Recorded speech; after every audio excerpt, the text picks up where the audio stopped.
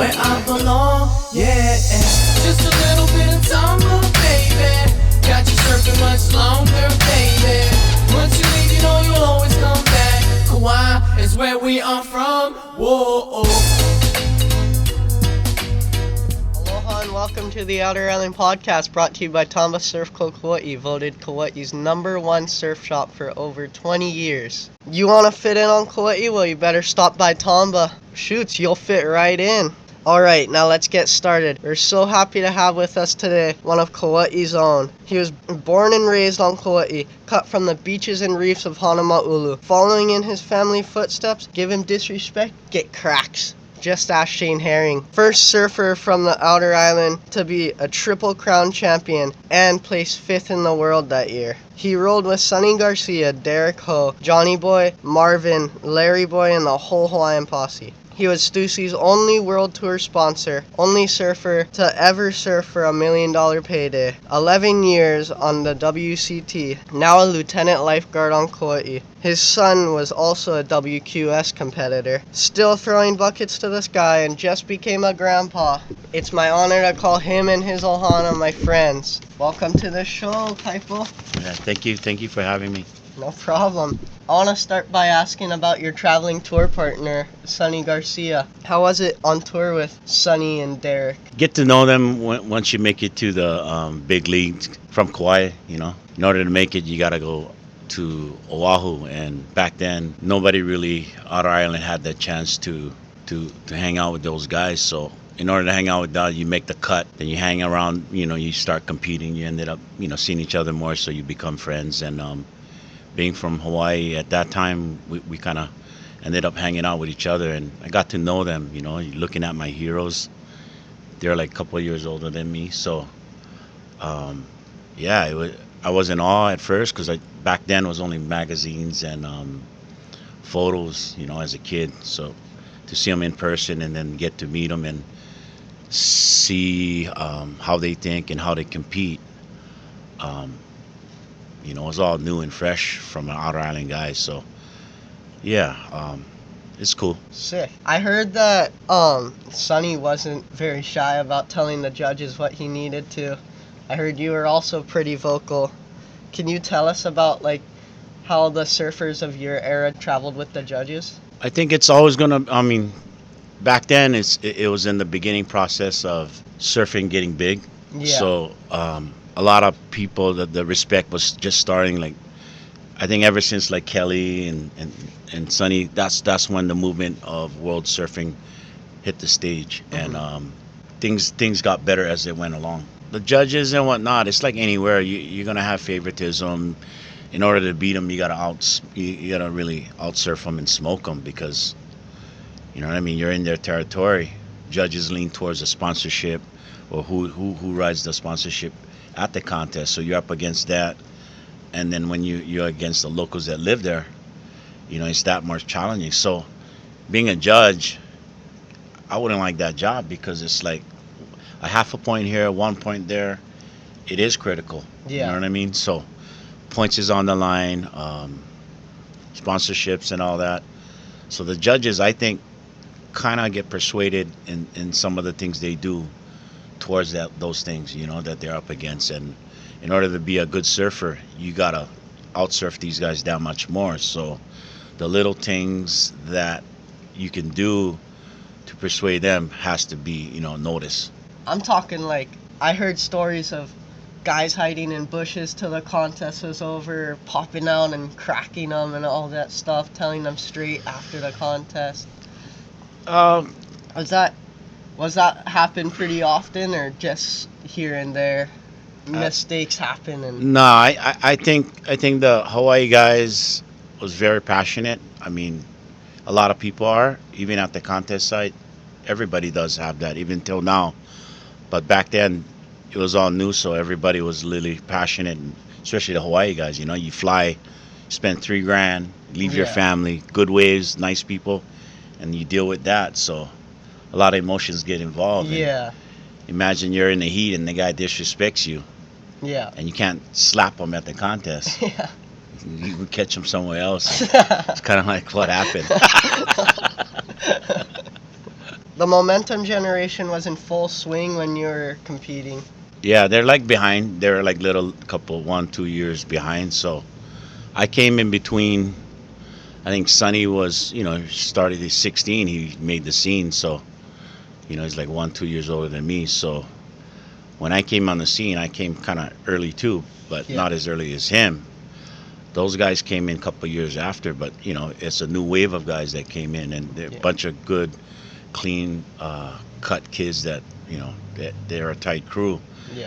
And I think if you look at it now, the way things it's like you gotta support each other in order to keep going, because so much you get more negative emotions than positive, because it's kind of a lonely when you travel. It gets kind of lonely, and you kind of lose yourself. So having support, pushing each other to focus on surfing and whatnot does help. And that crew was kind of like that, the momentum guys for each other.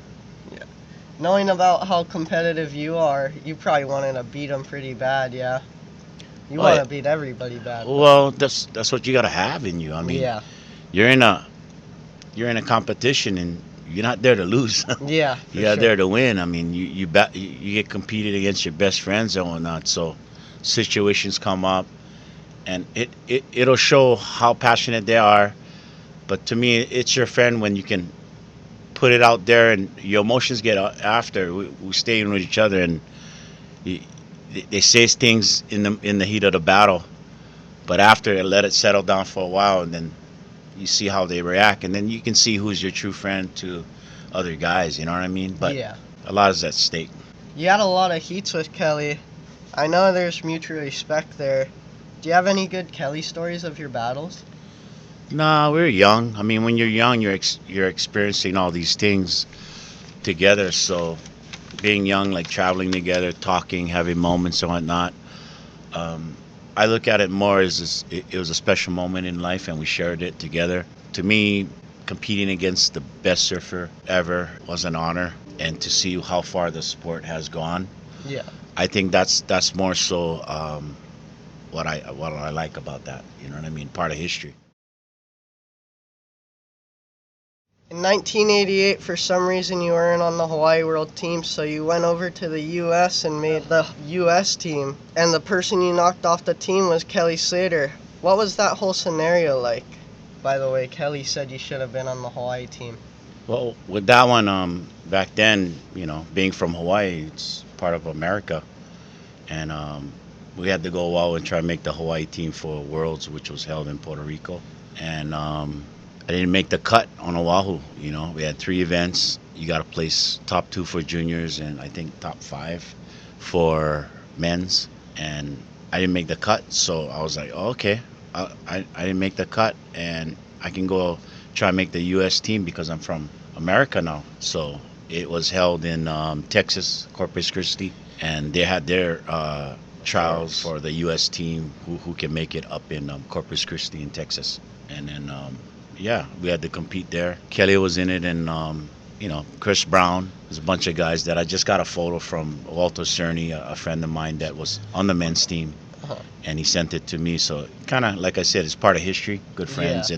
and making that move down there was a big jump. But like I said, in order to do things, you got to step out of the box. And at that moment in time, nobody knew about making that move. And, I made the cut. Yeah. After that cut, they decided no Hawaiians can ever come and try for the U.S. team. So I ended up making a cut, cutting them out. Back then, I just got on Tawny Country, so I had good boards, Ben Ipai and whatnot. So I was surfing small waves, and on the east side over here, Kauai has a lot of world-class surf, so Yeah. I was training. Back then you would see videos of guys surfing knee-high waves in Japan, France, and whatnot. So I had my vision to prepare for the worst. Yeah. So I did my homework, and so when I went to Texas, they were kind of blown away. They weren't ready.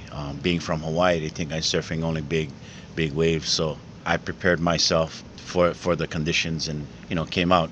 I made the team. So Yeah. so that was pretty.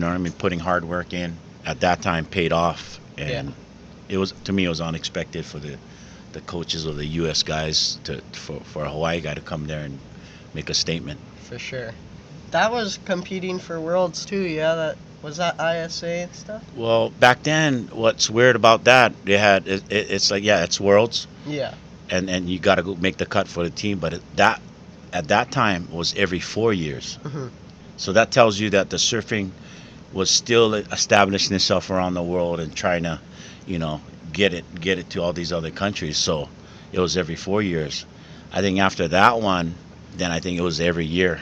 Mhm. So Shane Beshan was always good for a tough heat. He seemed to compete like you, Sonny, and Kelly. Can you tell us about your relationship with Uncle Shane at the time? hanging out with Shane. Shane hanged out with Derek, Dino, and Dino, and then we traveled all together. So he's one guy that was a fierce competitor, and he was at that aerial guy, and he was the guy that one moment gave Slater a hard time. I mean, Slater went through, like I said, he went through a bunch of guys, and Shane was that guy. And you hang out with him, we talk about competition, technique, or what could have done, scenarios and whatnot. So, we become good friends because he's from Sacramento. He's a cool dude, but a fierce competitor. I had crazy heats with him, and we laugh about it. He snapped at me and whatnot, and kind of looked at him like I thought we were friends. But like I said, that's the kind of guys that you look up to more because of the heat of battle.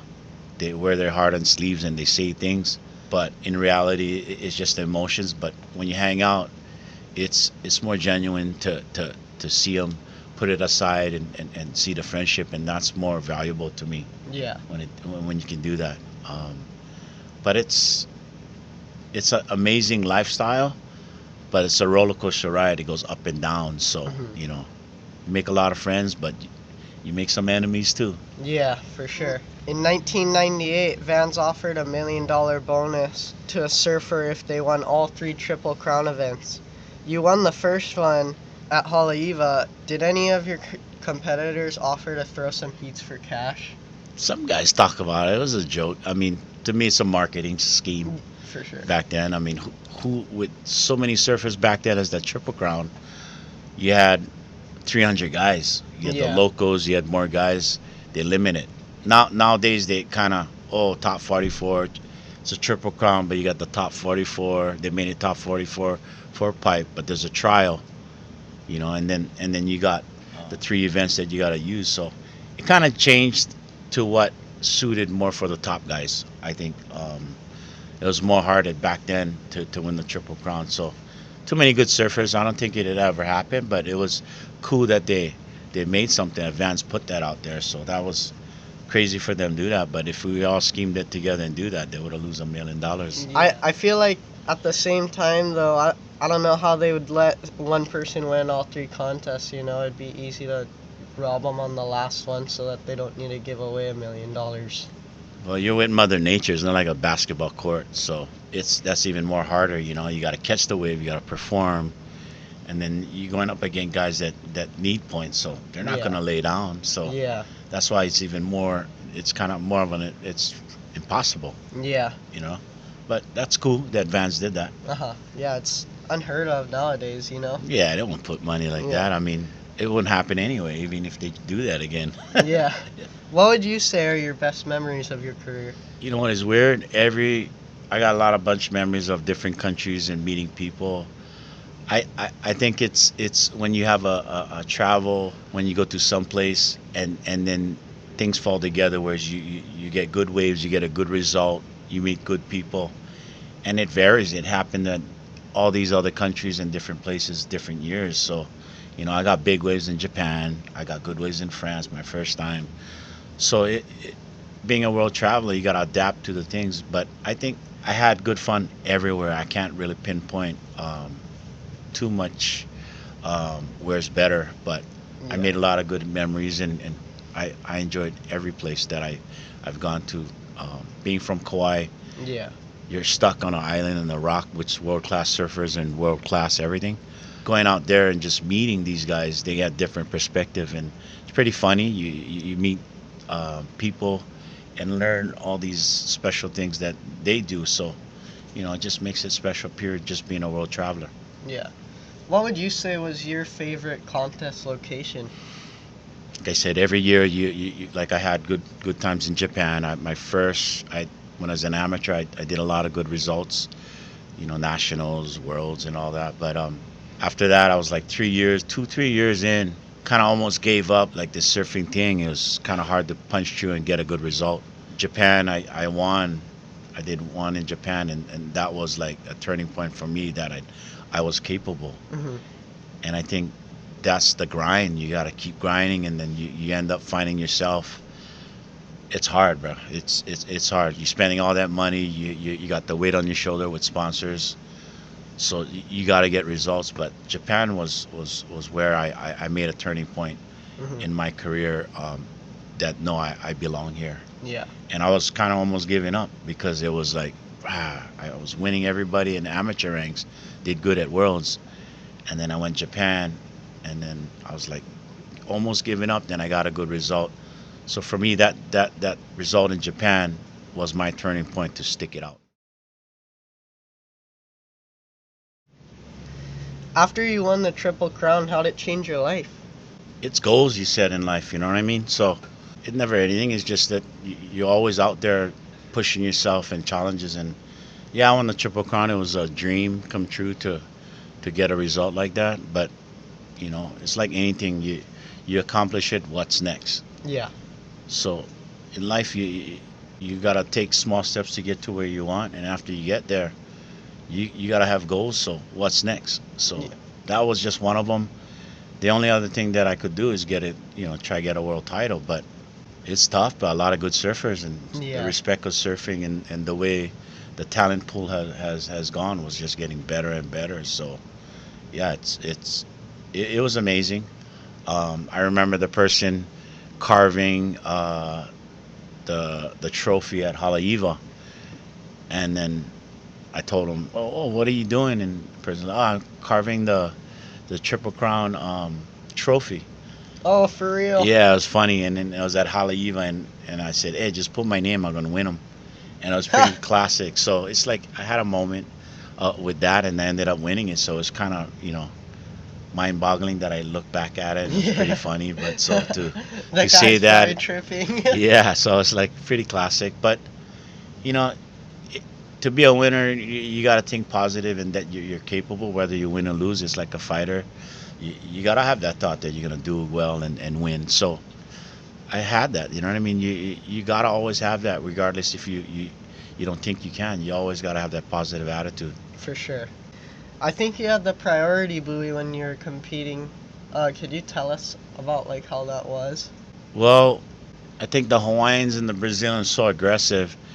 They had to come up with this paddle around the buoy, and a couple of times I was like, I'm a slow paddler, so I got to make up with catching the waves and out surfing them.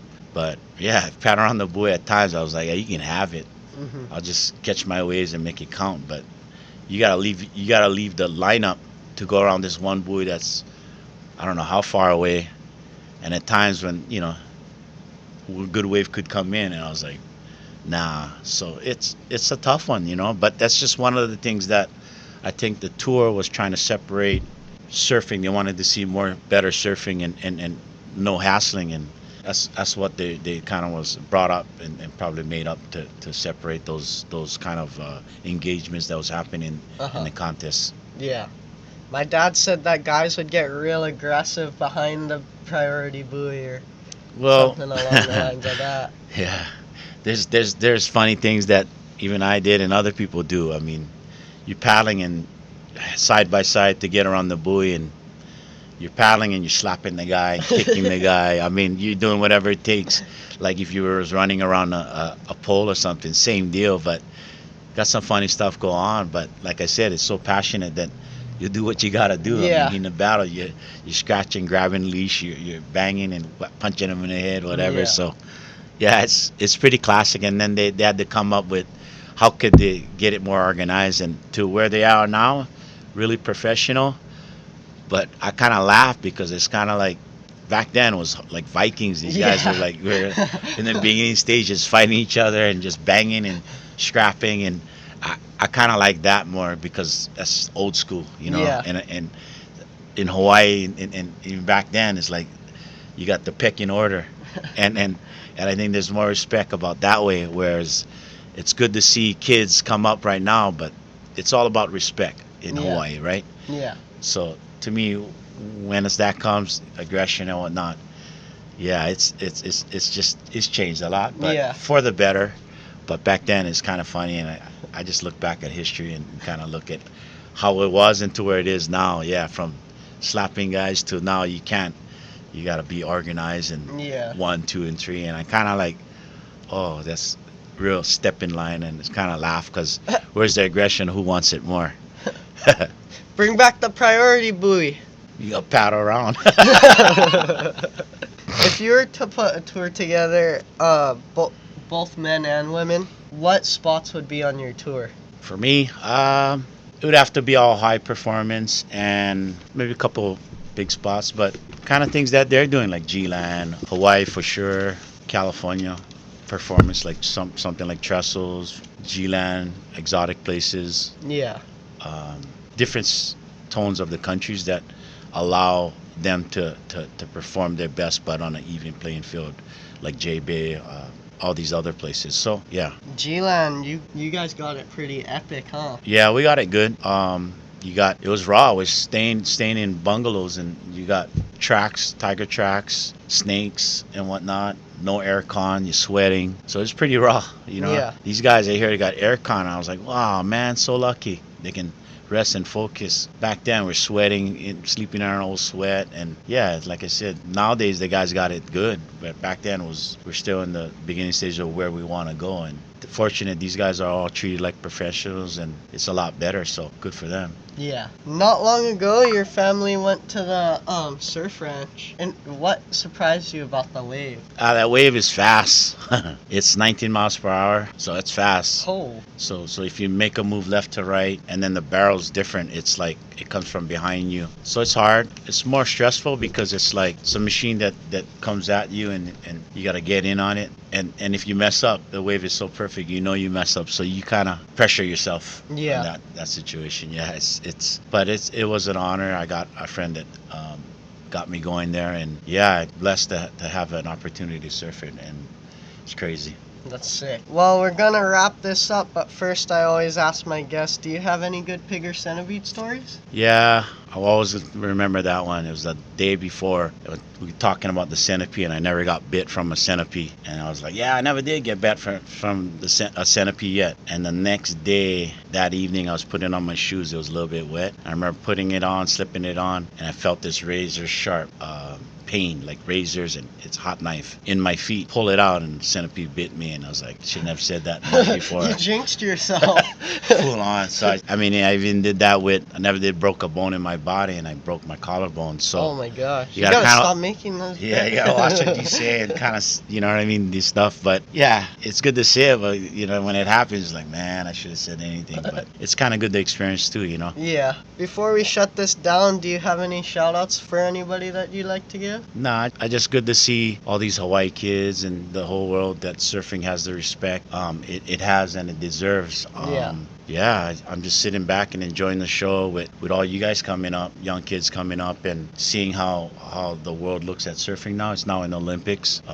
Yeah, it's part of history too. We had that 2013, I believe. Me and Sonny went to ISA in Nicaragua, and that was to establish it into the Olympic Games. It had to have X amount of countries, and in order to establish to submit it to the Olympics, and it got it, and obviously got into the Olympics. So that to me that was special, part of history too. Super cool. Yeah. It finally got in. Yep. Kind of officializes that it's a sport, Well, it has to have X amount of countries, and it did. So worked out good for surfing. Well, we want to say thank you to Uncle Kaipo's family for letting us catch up with him. We also want to wish Kaipo and his whole family good health, happiness, and success in life. Well, thanks, Tamba, for allowing me and you to come to the show and say some things that people didn't know about history, about surfing and myself. And yeah, thank you so much. No problem. I want you and your whole family to know how much I appreciate the time you give to me. Yeah, well, you're different. You're from Kauai, and it's your turn now. So it's kind of like cool to support you and get you going, and hopefully make it your career and be successful. So being from Kauai, so yeah, we gotta support each other, right? Yep. Yeah. Thank you. You can watch previous episodes of the Outer Island podcast if you enjoyed it on Tomba's YouTube channel, Tomba TV. Please visit the website for merchandise if you're not on the island and you want some. We got shirts, jackets, hats, shorts, everything. You can follow Tomba on Instagram at Tomba Surf and myself at Jae.Wood. That's JAE.WOOD. Shoot!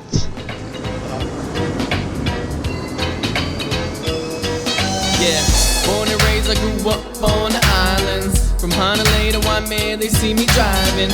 No matter where I travel, this is my home. Oh, my heart belongs to it, can't let it go. Oh, just a bit of Ohana, watch you fall in love like. You can visit, I'll send you home on the next flight. Cause this belongs to us, you'll never know. Oh, it's because of Kauai I'm about to blow. Oh, home says the house lights, I know. Cruising, Kalia, the stars look so low. Feel the sun and it's burning.